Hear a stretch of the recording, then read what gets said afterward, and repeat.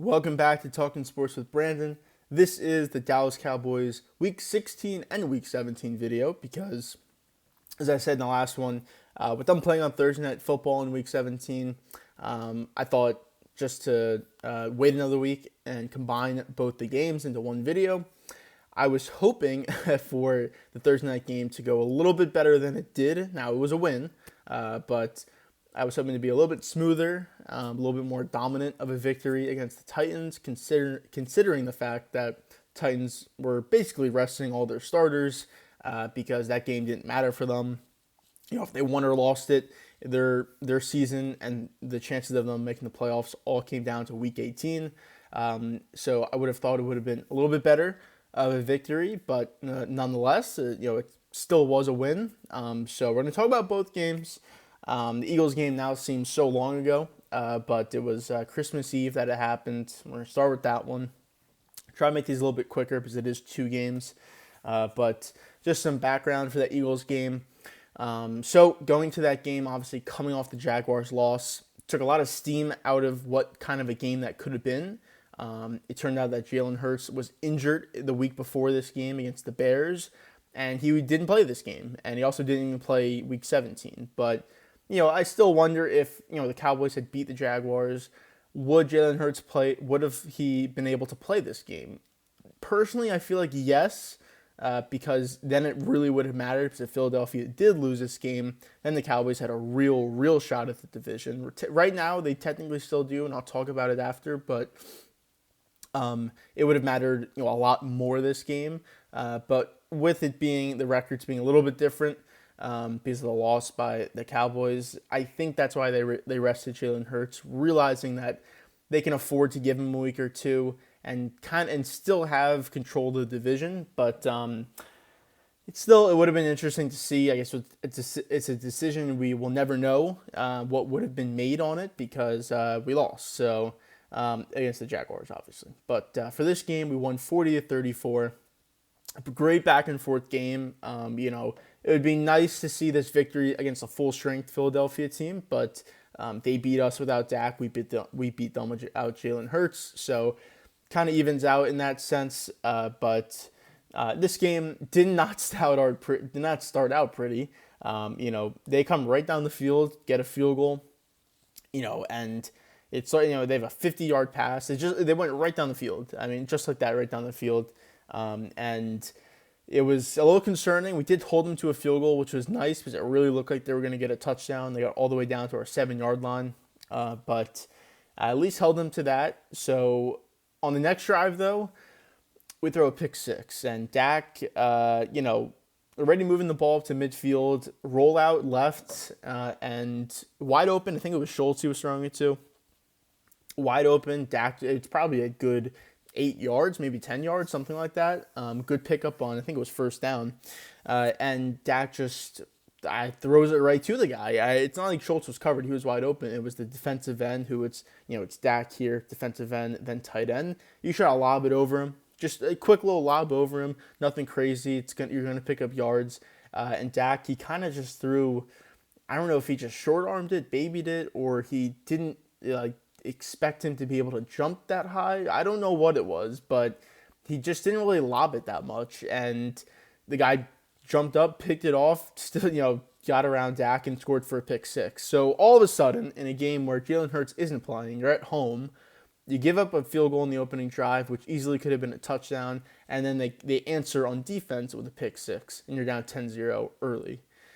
Now, credit, again, it seems like I've been saying this all season, but we did answer right back with a touchdown coming off the turnover. And Dak, besides that pick, played a great game. He played an exceptional game in this one. And we go right down the field. Just kind of running it, passing it, just right down the field.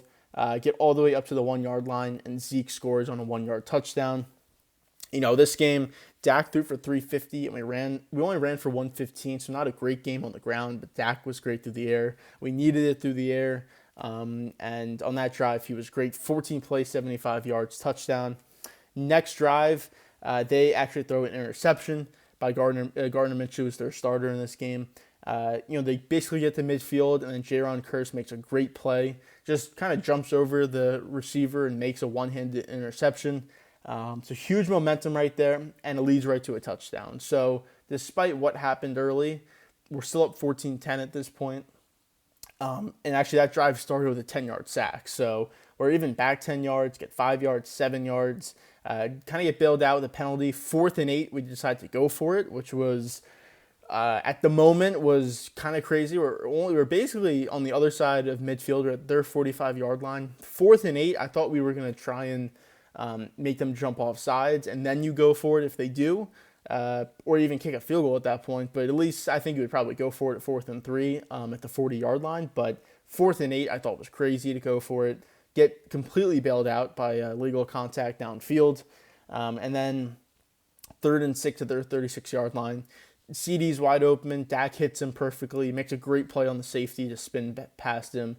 And walks in for the easy touchdown. He had another great game in this one. He's been phenomenal these last couple weeks. His game, he went 10 for 120 yards and 2 touchdowns, so he gets another one later. But he's been great. You look at his numbers for the season, he's a top 10 receiver, no doubt. And it took a little bit of time. It took a lot of drops and inconsistent play to finally get there, but he's finally there. I think he's at 1,300 yards, somewhere around there. And I think he's at like 8 or 9 touchdowns on the season. So he's been great. And that was a great play right there. 6 plays, 47 yards, and a touchdown. But the Eagles do answer back, 10 plays, 74 yards, and a touchdown.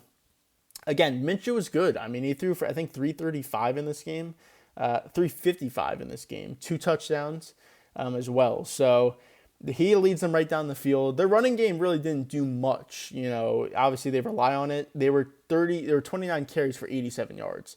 It was Minshew carrying that offense. And again, on this touchdown drive, he led them down the field, gets them all the way down to our 1-yard line. 4th and goal, we did stop them on 3rd and goal, but they do that, the QB sneak thing they do where they just push them from behind, and it's basically impossible to stop. And 4th and goal, they score the touchdown. So it was, even though we gave up the touchdown, we tried to make that stand right there, but again, they were kind of just going down the field on us. And they answered right back with a touchdown. So 17-14. Then we go on a 13-play, 72-yard drive. We're moving the ball down the field, 26 yards to Lamb, 6 yards to Lamb, 4 yards to Lamb. Again, a lot of Lamb in this one. 14 yards to Lamb. Zeke for 5. 2-minute warning now. We get all the way to their 5-yard line, and Zeke goes for 2 yards. Then incomplete pass to Gallup, and then, which on this play, it's open. It's a wide open play, perfect pass, but we threw a fade to where at Cowboys Stadium the sun shines through the windows at certain time. This is basically halftime, so it's kind of been like an hour and a half or whatever. Game in Dallas was 3:25, so it's around it's late 4 o'clock, early 5 o'clock at this time, and at that time the shadows are coming down and the sun is shining right in that spot exactly where we threw the fade.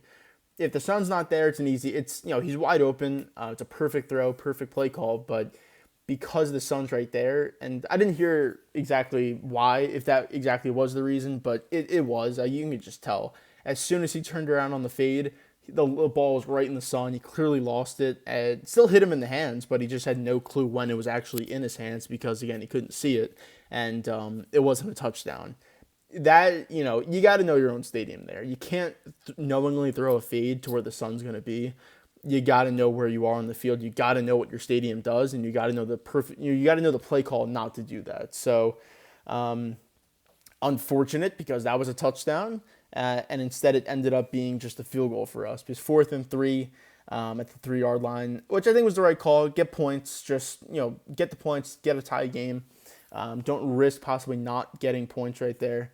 And we do make it a tie game, but in not even 2 minutes, they go 10 plays, 46 yards, and go down and get a field goal. So not great from the defense there. You would hope that they'd be able to stop them with less than 2 minutes left, and I think they had 2 timeouts left. So you'd hope the defense could stop them. The defense really didn't do anything this game in terms of pass rush. They had no sacks, really not that many pressures or kind of hits or anything like that. Now, they did do some other stuff on defense, but in terms of sacks and getting to the quarterback. They had no QB hits and no sacks. So another bad game from the defensive line.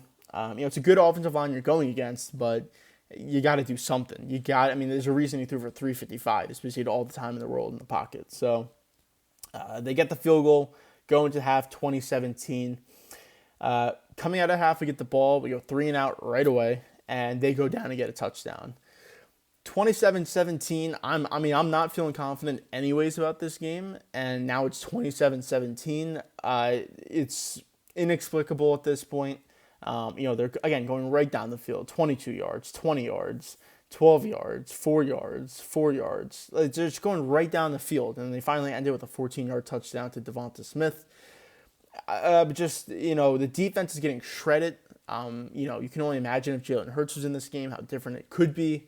But Gardner Minshew is just destroying our defense right now. And our offense is doing enough, but not nearly enough, especially with that pick six, which gifted them 7 points. So we do answer back with a field goal, 9 plays, 49 yards, but still down 7 at that point. 7 yards, 1 yard, 1 yard, 22 yards on 4th and 1. That was good. 13 yards. Get all the way down to their 26-yard line, 3rd and 5, and it's incomplete pass to Pollard.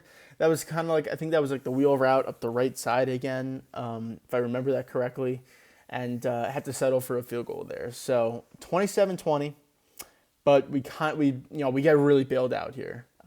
2 plays, 12 yards for them, 1st and 10. They fumble on the exchange. I don't know I think the fumble was attributed to Minshew, but it looked like, he put it in the pocket of the running back. I think they got confused of whether he was going to take it back or give it to the running back. They fumble it. Kearse picks it up. Would have had a touchdown. Minshew does make a great play to stop them. Doesn't matter because we do end up scoring a touchdown on the drive, but at the moment you don't know that. But we get short field position at the 31-yard line.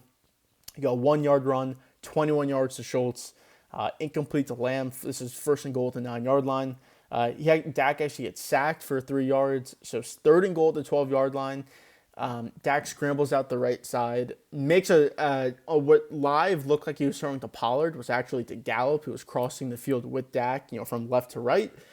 Gallup makes a great play because Pollard was not going to catch the ball if it did get past Gallup, because there was a defender all over him. But Gallup makes a leaping, jumping catch, gets both feet in bounds, gets the ball.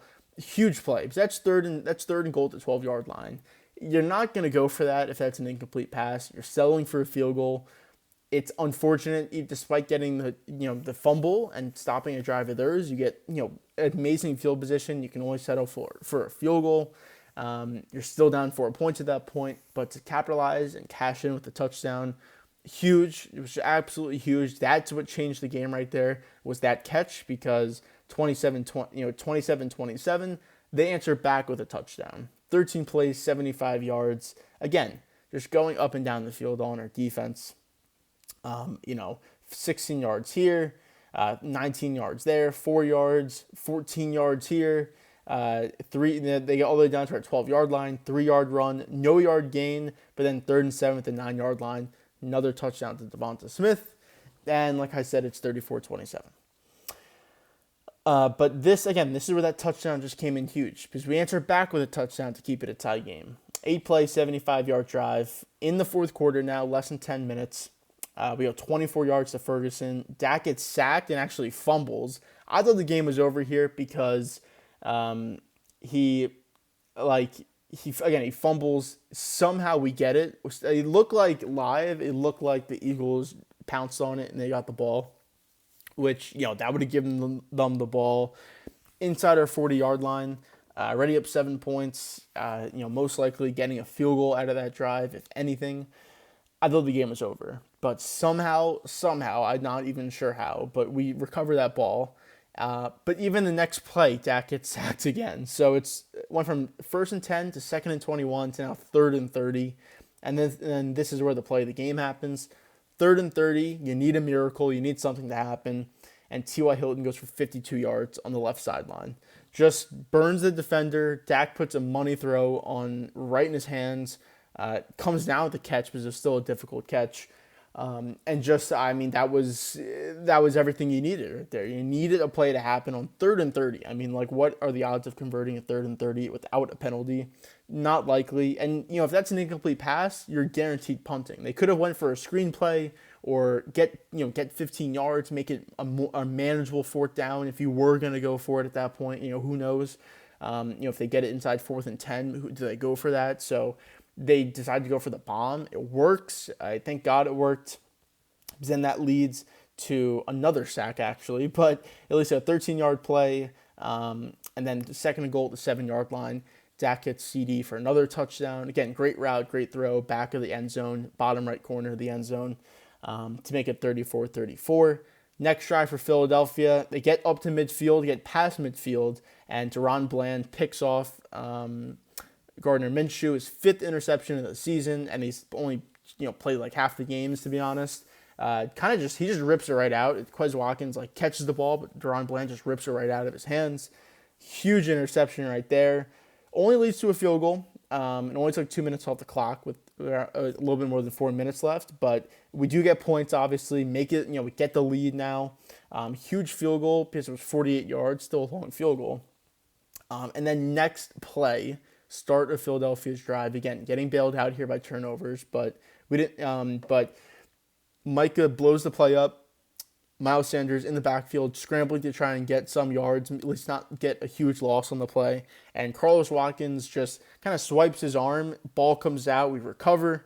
Get the ball at, their 25-yard line, 21-yard line. Unfortunate we couldn't get a touchdown because there's 2 minutes left in the game at this point. And it starts off with a Dak 16-yard run. But then he gets sacked for 9 yards. Again, they had 5 or 6 sacks this game. But Pollard for 7 yards. So 3rd and goal at the 7-yard line. Philadelphia's ready to use the timeout. Dak scrambles for 4 yards, forces them to use another timeout, which I thought was smart. If there's nothing there, don't just force a throw that's an incompletion, maybe even picked off, and let them keep their timeout. At least force them to use that timeout. He did. So kick the field goal on 4th down and get it to 40-34. So now they're down to 1 timeout. They need a touchdown now. You can't obviously get a field goal and whatever. You force them to go down the field, get a touchdown. They do get pretty far down the field. Now this was kind of scary. I mean, they go 6 yards, 15 yards, 13 yards. So it's 51 seconds left. They're ready at our 41-yard line. Incomplete pass, 22 yards on 2nd and 10. Get all the way down to our 19-yard line with 33 seconds left. Spike it, 2nd and 10. Incomplete pass, and then 20 seconds left, 4th and 10. Pressure's right in his face. He just kind of throws up a prayer, but, A.J. Brown's right there. I mean, if A.J. Brown I don't even know if he saw the ball, but if he dove for the ball, I think he would have caught it. Because Minshew threw it in the end zone in a spot where there were defenders, but everyone was in a circle almost around the ball. And if Brown just laid out for it, I think he could have caught it. But it was a lot closer than it had to be, especially with the pressure that was in his face and knowing that they had to go for the end zone there. Because, it's 4th and 10, but they had no timeouts. If you get it inbounds, you don't have enough time to get another playoff, most likely. So you knew they were going end zone, and the fact that they almost got it was ridiculous, but they didn't. We hold on for the win, 40-34. Huge game. Got to give credit to the team for winning this game, despite it being against Minshew and whatever, and the Eagles, whatever, that's all the excuses that they're going to come up with. But you got to give credit for them for coming back in this game. They're down basically this entire game. They're down 10, they're down 7, they're down 3, they're down whatever they are. They came back every single time. They answered, caused 4 turnovers, no sacks, but they did get 2 fumbles, 2 picks, converted those into points, which is the biggest thing. I believe that was 20 points right there. I think it was 2 touchdowns and 2 field goals, if I believe. So a lot of credit to the team. And yeah, I mean, when you win the turnover battle 4-1, you're gonna most likely win that game. And they pulled through. They did it. Dak, again, despite the 1 pick 6 and the interception, he was great. 347, 3 touchdowns. Got sacked 4 times though. Or 6 times, I should say.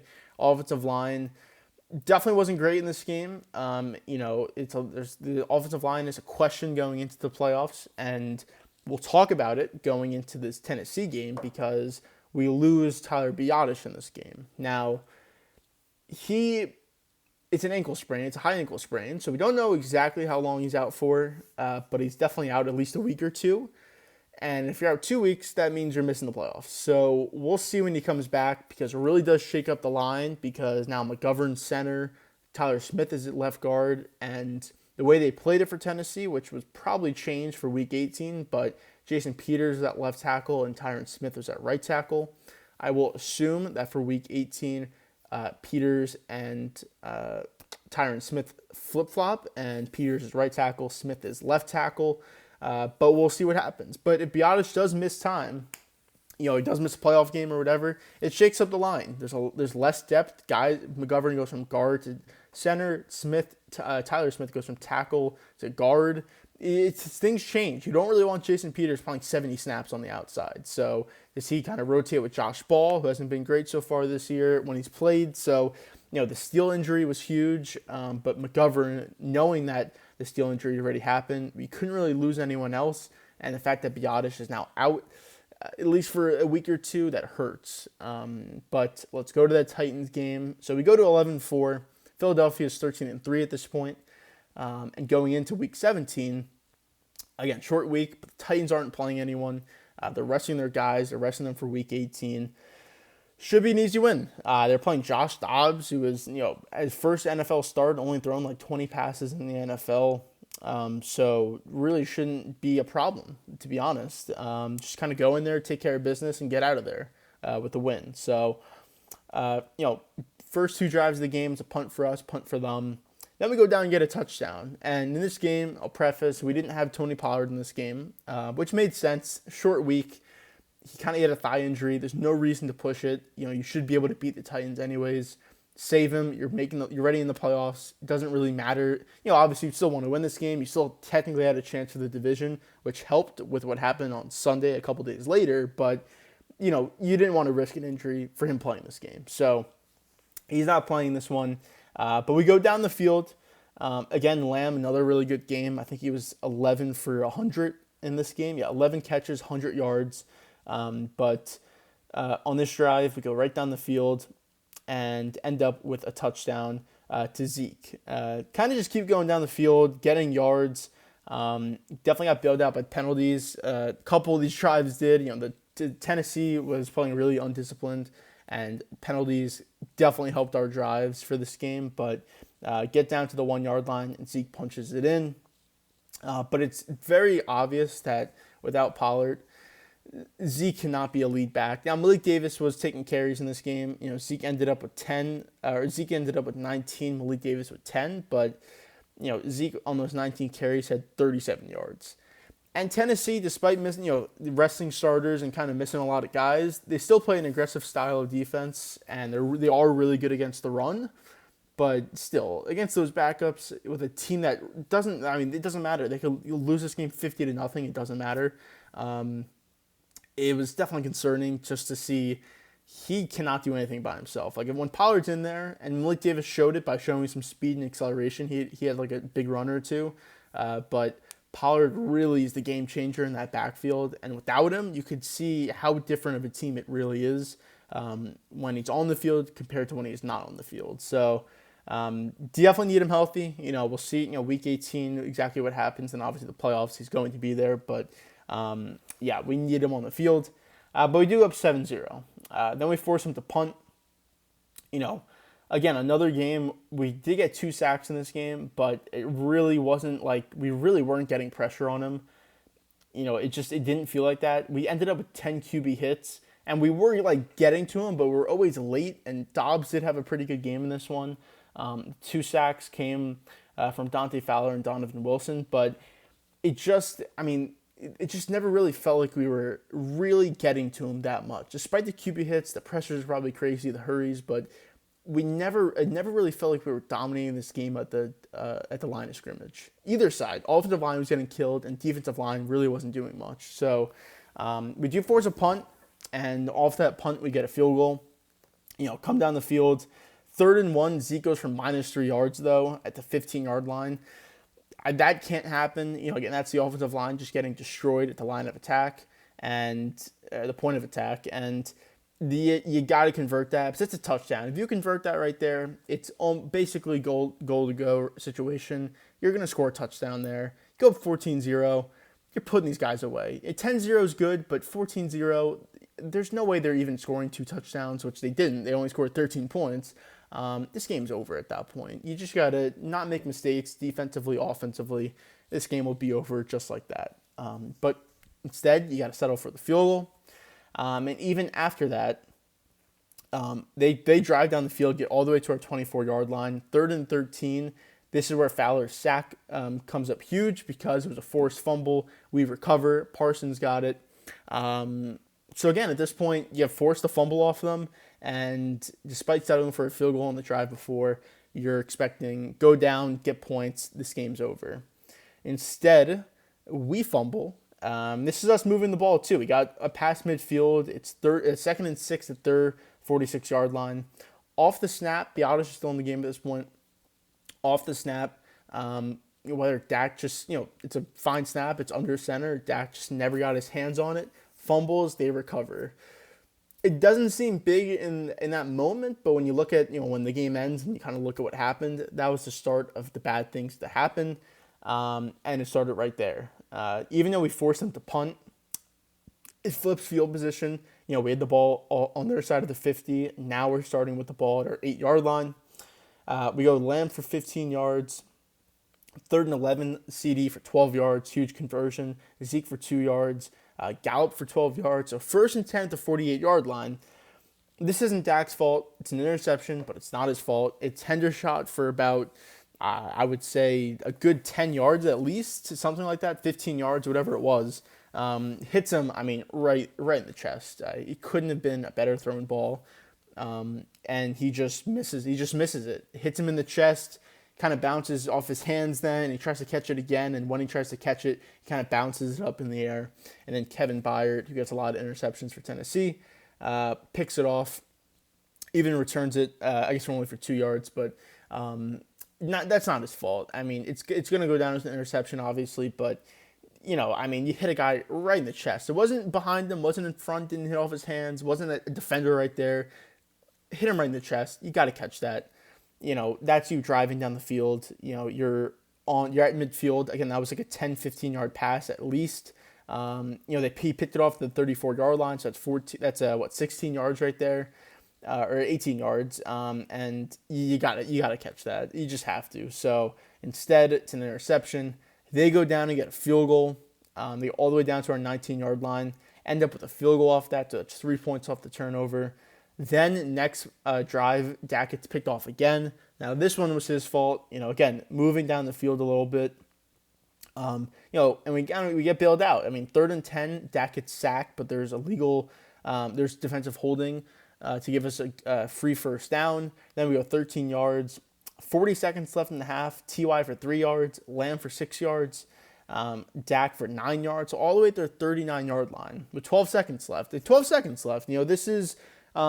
Just get one more pass out of bounds. Even if it's an incompletion, it's a 56-yard field goal. Mahler can definitely hit that. You're in potential field goal range and getting a free 3 points before halftime. Instead, Dak tries to force a ball into double coverage, basically, where Byard picks it off. He kind of undercuts the route, but even if he didn't, the corner who was, I think, covering Gallup, or whoever it was, came off his man, and he was going to pick it off or he was going to lay Schultz out to be an incompletion. So just a forced throw, not necessary throw in that situation. It was going to be in bounds too. You had no timeouts with 12 seconds left. So I don't know what he saw right there. Instead, it gets picked off, and it actually leads to a field goal for Tennessee because even with 12 seconds left, they get a 30-yard pass on the first play. Ridiculous that they got that. And with 2 seconds left, they call timeout, kick a 29-yard field goal, and all of a sudden it's 10-6 at halftime. A game that I thought would be over in the first half is a 4-point game at going into halftime, and Tennessee gets the ball coming out of half. And, we force a 3-and-out, and, we do end up getting a touchdown on the ensuing drive, 10 plays, 89 yards. where Zeke for 6 yards, Gallup for 13 yards, Malik Davis for 1. But then this is kind of where the penalties really saved us. It's 2nd and 9. We get defensive pass interference on them, first down. 1 yard run, 7 yard pass. 3rd and 2, we get 4 yards. 1st and 10, Zeke for 1 yard, but then offensive holding. So it's 1st and 20, Zeke for 1 yard, incompletion to Noah Brown. 3rd and 19, Dak kind of scrambles out of the pocket, just kind of chucks one up to Gallup, and they get a pass interference call. 51 yards down the field, all the way to their 6 yard line. So 3rd and 19, that's just a bailout. I mean, you're trying to just throwing up the field, and that's what you do hope. When you throw it deep, you rather hope for a catch or a penalty, and you can kind of live with, especially 3rd and 19, if they were to pick that off, whatever. It's the 6 yard line. It's basically a punt at that point, but you're just hoping for a penalty, to be honest, and we got one, but that's a bailout.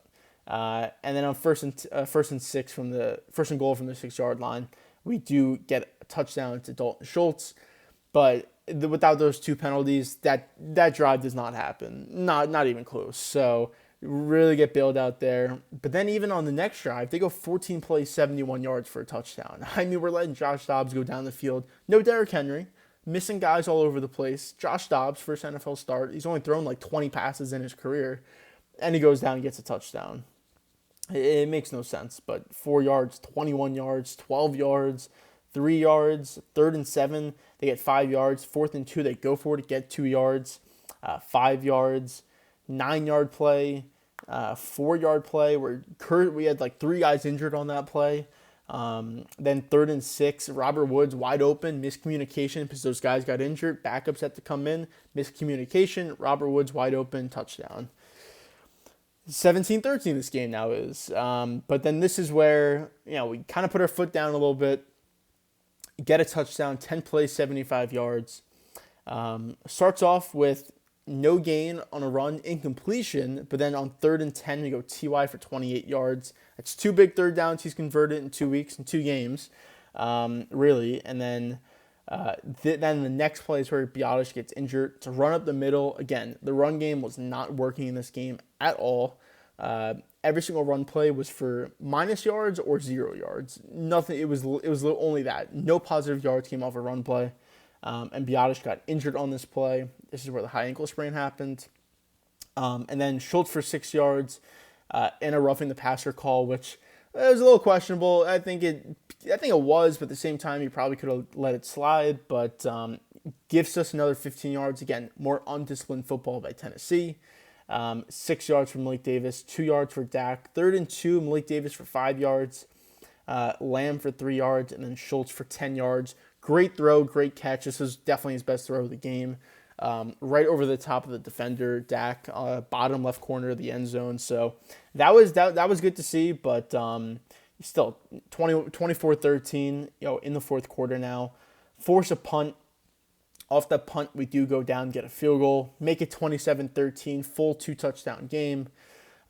Josh Dobbs does get picked off by Nashawn Wright, who's been playing pretty well these last couple of weeks, filling in for Joseph. Now he's the starter for Joseph. I don't want to see Joseph. He had another penalty in this game.